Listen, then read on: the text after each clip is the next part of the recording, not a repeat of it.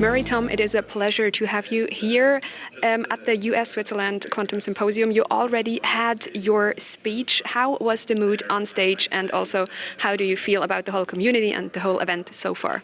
Well, it's been really exciting to be here. I mean, I can definitely see everyone in the audience leaning forward, and I think that people are really interested to learn about practical use cases for quantum computing and ways that we can use it in our world today. You already mentioned it, it's practical use cases. You're coming from the company D-Wave.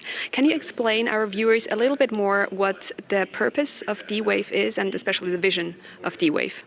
Yeah, absolutely. So D-Wave is a full-stack quantum computing provider. So we build our quantum computers. We have a cloud platform that allows people to access them and program them.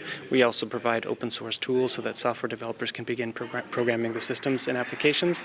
And we have a professional services division that works with customers to help accelerate their journey with quantum computing and use it in their business in order to help them to operate more effectively or respond more quickly to the demands of their business. Can you give us an example of programmers who have already worked on programs that we maybe know? Yeah, in fact, I was discussing some use cases. So like the Port of Los Angeles at Pier 300, they're using our quantum computers in order to optimize the way they're moving cargo and moving them onto trucks for pickup.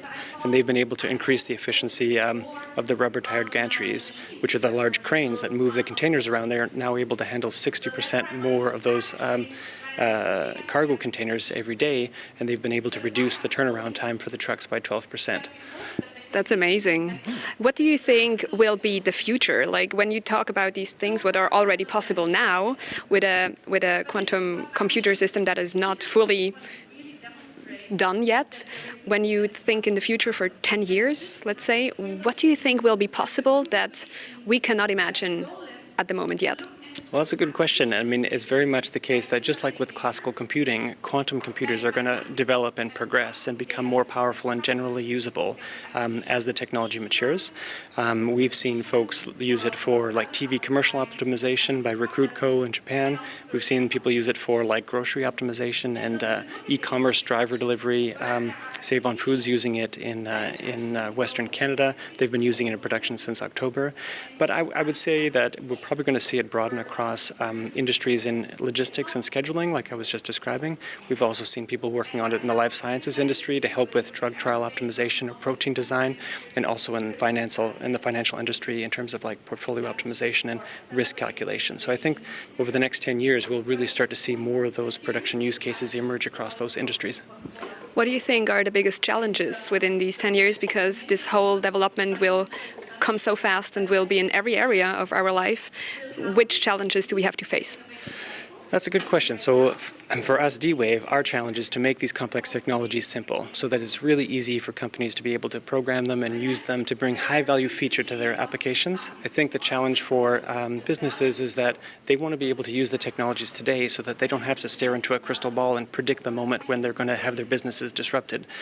So we're using hybrid technologies that allow us to combine classical computers and quantum computers to help people build those applications today.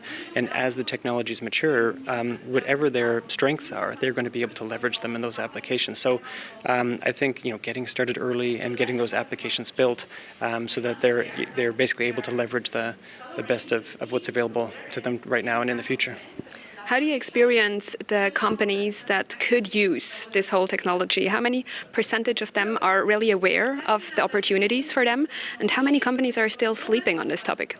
Well, that's a good question. I think that a lot of folks who come to us are kind of curious to know like what quantum computing is, because even quantum effects. Even a famous Nobel Prize-winning physicist said that if you think you understand quantum mechanics, you don't understand quantum mechanics. But after we've had a chance to talk about it as a computing resource, something that helps you move between solutions quickly as you're trying to optimize operations in your business, then the conversation quickly transfers to, okay, what kind of solutions can we provide? How can we help drive some results in our business and reach some objectives in some complex applications we haven't been able to drive before?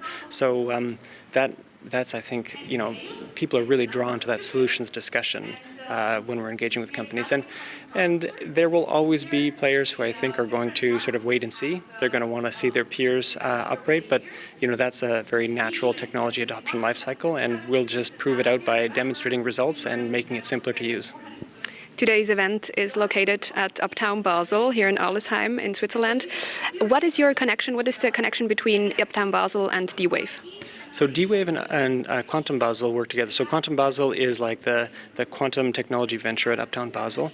And we work with Quantum Basel to work with their partners and industries who are local here in Basel, but also in Europe more broadly, to help them sort of see the applications and then build proof of concepts to demonstrate that business value so that they can reduce the risk and sort of see how they can get business gain. So it's an excellent opportunity to bring people together so they can become more familiar with technology, to get those conversations started and to see the opportunities that are available to them. The symposium has the topic US and Switzerland. Do you see any kind of difference in the field of quantum when it comes to the field of the US versus the field of Switzerland? Well, I mean, we work very closely with our partners in the United States as well, and there's a really strong, I would say, innovative culture about starting new technologies and taking risks.